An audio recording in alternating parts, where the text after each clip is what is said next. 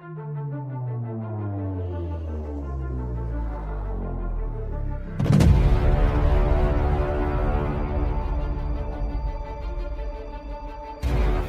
po ang lahat? October 8 na tayo ngayon, 8:26 in the morning. Mas gusto ko ito ganito guys na nagba-vlog ako early morning kaysa sa noon. Noon kasi nagre-record ako ng video after ko pakainin yung aking alagang 92 years old na Espanyol. Espanyola, babae kasi, kaya Espanyola. So, iba pala nung trinay ko itong morning session ng pag-record bago magising yung alaga ko kasi nagigising yan minsan 10:30 or depende sa kanya 11. Depende sa tulog niya kasi minsan nanonood siya ng TV hanggang 1 o'clock early morning kaya yung gising niya sa umaga is depende sa kanyang tulog. At nasubukan ko mag-vlog ng ganitong oras and I hope I will be consistent with this time kasi parang mas refreshing yung pakiramdam and lalo na kapag maganda yung tulog mo, maganda yung aura ng gising mo and you have that peace of mind na para kang hindi lutang in short. So napakaganda nitong choice of time. I hope I could be consistent with this. Anyway guys, somebody suggesting me to switch the topic because it's not healthy anymore for all of us. Having the topic Carlos Yulo, Chloe San Jose, Mrs. Yulo, Mrs. San Jose, and everybody involved in this family drama. But if I'm going to switch my discussion or my topic to something that will give also lesson to our life that everybody could relate na minsan nga na ilalagay ko din yung na ilalatag ko din sa inyo yung buhay ko kasi that's that's true to life story na hindi mo pwedeng mag-imbento ka o mag-script ka ng kwento mo because you just want someone to watch you. Hindi naman ganon. So if ang hirap din kasi minsan mag-topic ng hindi ko aaralin o hindi ko bibigyan ng oras since I am a full-time worker. So, medyo mahirap sa akin mag-switch ng pabigla-bigla ng topic. But anyway, let's just go with the flow. Kung ano po yung aking naiisip, let's make it an informal discussion kasi hindi naman tayo nasa classroom na kailangan ko sundan ng lesson plan. Nasa tayo, informal platform na kung ano yung lumabas sa ating kaisipan ay let's share it. Ang importante ay makabigay tayo ng kaunting kaalaman. Kaunti, I always say kaunti kasi I'm not an expert. I am not a professional counsel. So, ibinibigay ko lang yung nararapat na yung alam ko na kaya ng kaalaman ko. And before we continue this short time discussion, I'd like to thanks everyone watching my videos. This is from the bottom of my heart because without you guys, I am not inspired to do vlog.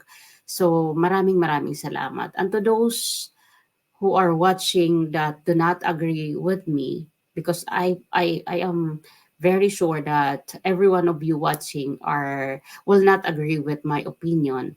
I am always reminding you to skip, not to waste your time watching this video of mine. So now guys, let's discuss about peace.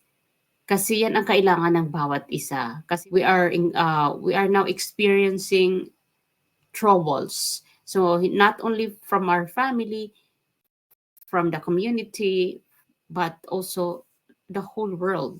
Nangyayari na yung kaguluhan. So according to Google, the meaning of peace is a stress-free state of security and calmness that comes when there is no fighting or war. Everything coexisting in perfect harmony and freedom.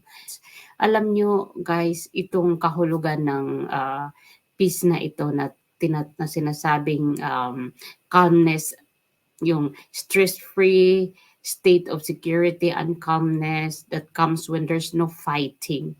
It's really impossible in this time. It's really, really impossible in this time na yung sa no human nature natin ngayon na nauso na ang social media, parang lalong gumuho o gumulo ang mundo. Why?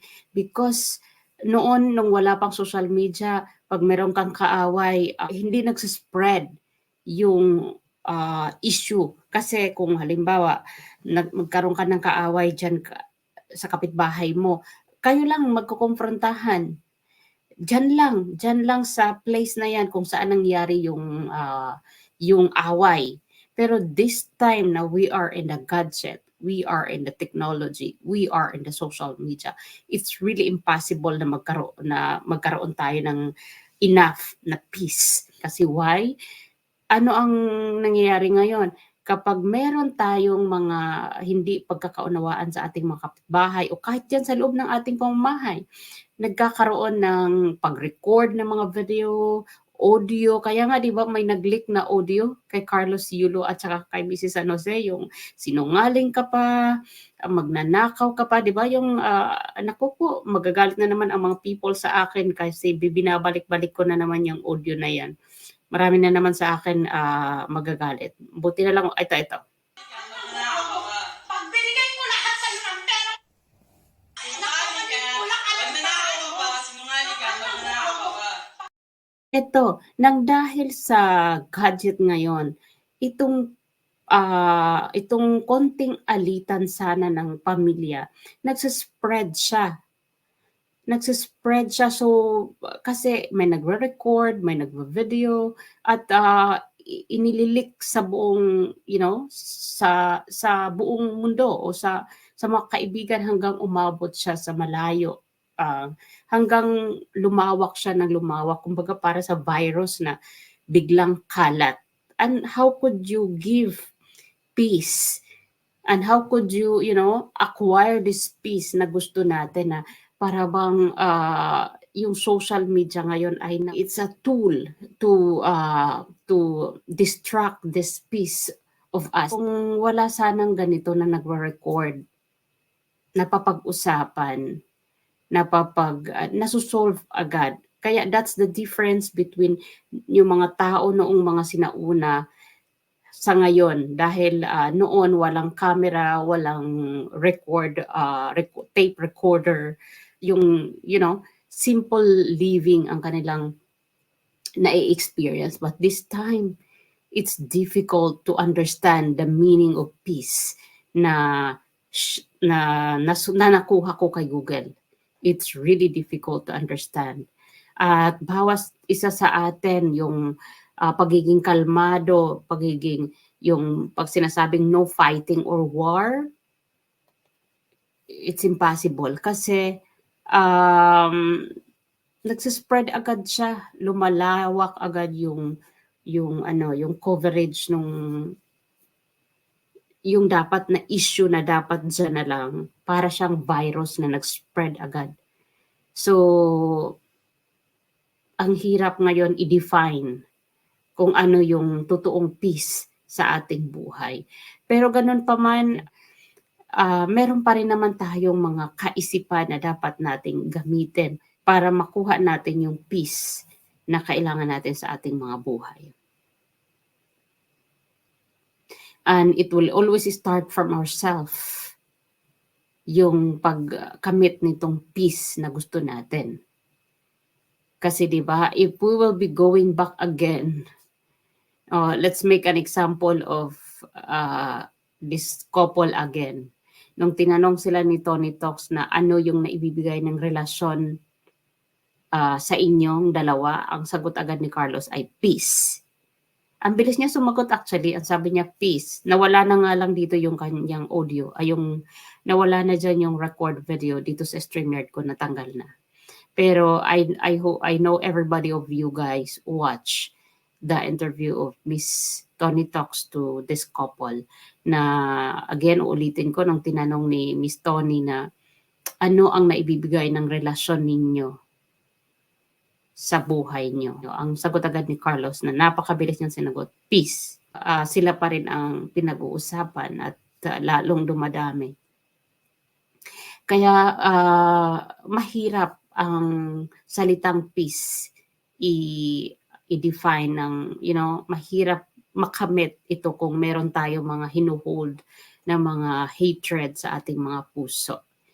Okay? So, allow me to flash some very famous quote galing sa mga iba't ibang author. Peace is always beautiful. Galing kay Walt Whitman. Alam nyo, ito yung the best na regalo sa sarili mo. Yung katahimikan, yung peace. Hindi katahimikan na sumalangit tayo. The peace on earth na sinasabi ko. Yun ang pinakamagandang regalo sa sarili mo. Kasi what is the use of so many materials, wealth, relationship, fame, power, kung wala ka nito? Your life will not be beautiful without peace.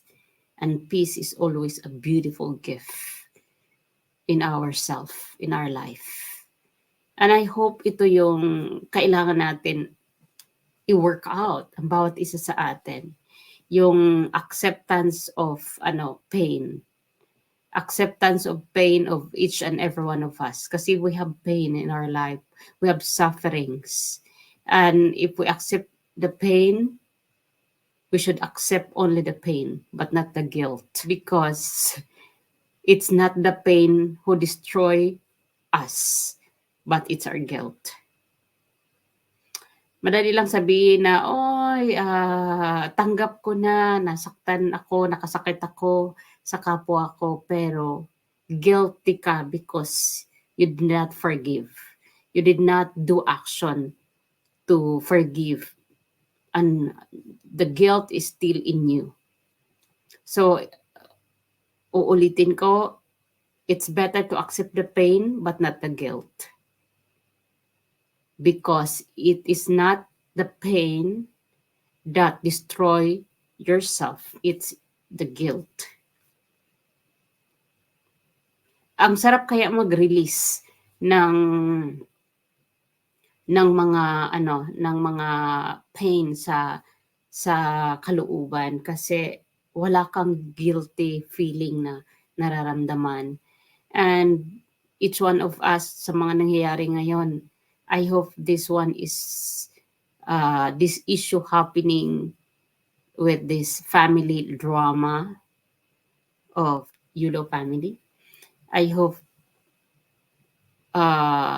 they are releasing the guilt, not the pain. Because again, pain is different from guilt. So guys, hindi ko, ipapart 1 ko muna ito. Mamaya, magpapart 2 tayo dito pa rin sa peace. Kasi I need to prepare my breakfast. It's already 8:45. So para pag nagising yung matanda, ay tapos na ako mag-breakfast. Before I end this part 1 about our topic peace, I hope we will not be finding peace for the rest of our life. Because, kaya importante sa atin yung nagpo-forgive tayo. Because forgiveness is not only healing to the ones we forgive, but also to ourselves. Importante talaga yan sa buhay natin. At itatry kong ito muna sa ngayon guys, kasi I need to go. Mamaya natin to pag-usapan muli sa aking break time. Short video muna tayo ngayon. So maraming salamat po sa panonood sa maiksing video na ito, and I hope to see you on my second part. Bye for now.